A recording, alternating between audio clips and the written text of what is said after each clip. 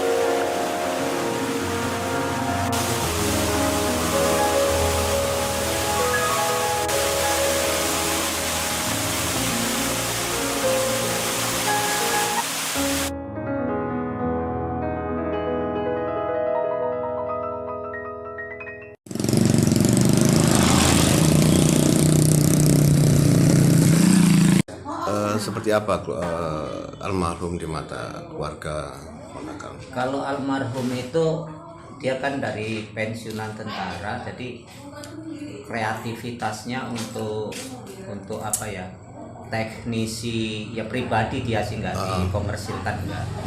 Jadi kayak dandan alat-alat mesin-mesin, terus apa yang rusak-rusak itu didandani, sampai TV pun dia bisa dandan.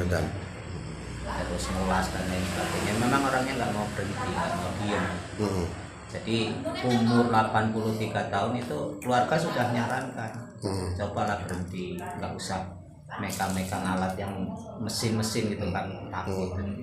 Nah, tapi beliau nggak mau, dilarang tuh nggak mau.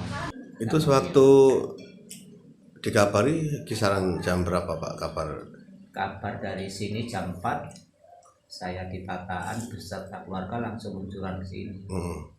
Nah, luncuran di sini ya sudah nggak ada lah ya, udah wafat itu kan.